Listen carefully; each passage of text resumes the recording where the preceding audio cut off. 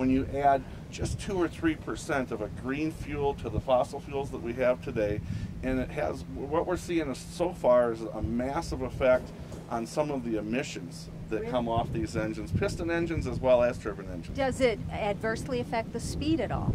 You know, it took us a while to figure out the tune-up. Once we got the tune-up and figured out how fast the fuel was going to burn, and of course you can't see the afterburner behind us right now because this car's covered up so we can debut it, but if you look on the internet, look up afterburner technology, you can see that this flame propagation, the speed at which the fuel burns once you light it, and how fast that flame front moves. That was the secret. That was what we had to find, and it was fairly difficult, and it took a lot of on-track testing to do that.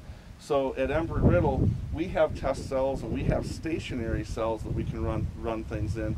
But really, these engines breathe a lot of air, and so once the car is moving down the racetrack, and once it gets breathing, the engine reacts completely differently. And we've had the advantage of having a number of different jet cars. We've got a couple really great drivers, and we've been able to take those drivers that are very consistent in the way they drive the cars, and gather data and get that information that we needed to ultimately tune the car. Wonderful. So it's my understanding that some of the Embry-Riddle students on the East Coast campus are experimenting with biodiesel, and we want to be able to share what's going on here with the East Coast. Maybe you can help us out with that. Absolutely, that'd be great.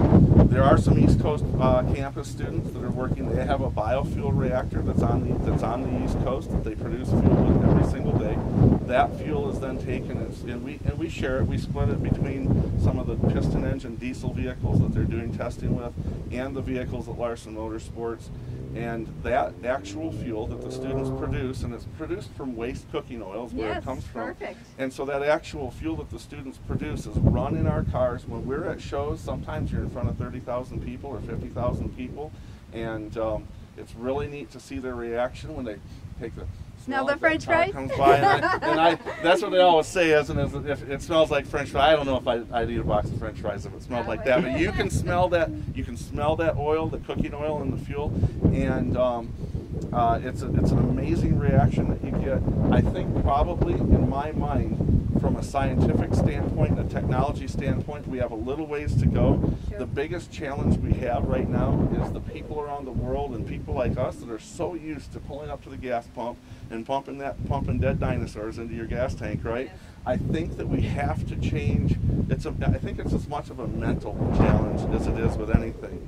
Sure. So, sure. Yeah. Well, it sounds to me like a jet dragster is the best test bed for renewable fuels. Well, you know, one thing about a jet dragster is Elaine has a lot of fans, and she gets in front of a lot of people all the time.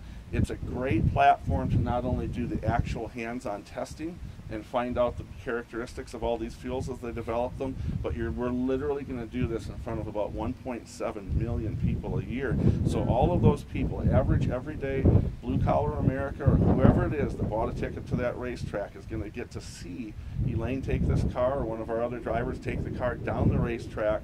And, you know, Elaine's going to out-accelerate the space shuttle. She's going to do this one of the fastest. Elaine drives a Corvette to work every day. Cool. Elaine drives a Corvette to work every day. It'll go 0 to 60 in 4.6 seconds.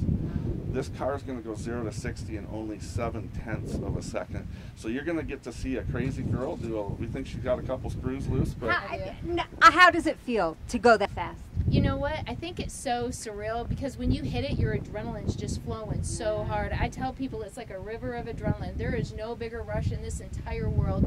You hit that afterburner, you get slammed back in your seat, and it's go, baby, go. And when you get to maybe the 660 half track mark, you know, you start saying, okay, let's start thinking about winding this puppy down. As soon as you cross the finish line, throttles come off, parachute comes out, and it's go time. It's time to turn around and do it all over again. What would you like to look back upon 50 years from now and look at the history of what you and Chris have done? What would be your best dream come true? You know, we're growing every single day. Just a couple weeks ago, we announced 4 girl drivers. 2 weren't enough. We had to bring on 2 new girls. You go, girl. You know, I just want to expand on our industry. Jet racing is such an amazing thing. It's done great things for my family, and I want to show the world what us girls are capable of. And also, you know, it's a great platform for my my husband. He loves land speed racing, he loves jets, he loves that, and I like to go fast. So, you know, just a legacy of how cool girls actually can be when we put together and put our minds together. That's wonderful. And what's pretty awesome too is some of your drivers actually have degrees in aeronautics, etc., and they're speed racers too. You know, driving for Embry-Riddle Aeronautical University, our brand new driver, this is her second season, Marisha Falk, little 5 foot tall, 98-pound Marisha Falk, gets in these cars and she's bulletproof. Nothing scares her, and she's a great, from a skills standpoint, she's a fantastic driver, and I think a lot of that comes from that great training that she's had at Embry-Riddle Aeronautical University. A lot of the training and she's a pilot, and she actually works at Embry-Riddle now as a flight instructor, but a lot of that training directly crosses into our industry, so that the feel of the cars is an awful lot like an airplane. The naturally powered plant is an aircraft power plant. It's all stuff that she was trained on to begin with.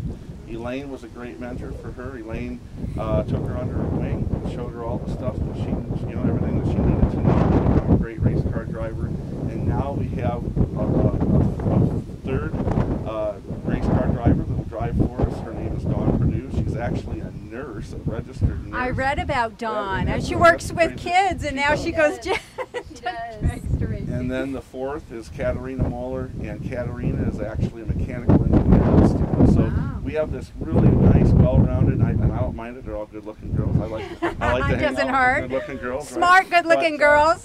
They are. They're all smart. They're all smarter than I am. So I have to keep up all the time. But I really like what we're doing. It really makes me proud. And as a family, did you ever think that we would be where we are today? I will tell you, there is no long-range plan. There wasn't a short-range plan either. We just got here somehow. We had a lot of luck. We've messed some stuff up, and we've had a lot of luck with sponsors like Miller Welding, Embry-Riddle Aeronautical University. We just signed a brand new one, Matrix Paint Systems. There's a number of them that are fantastic sponsors.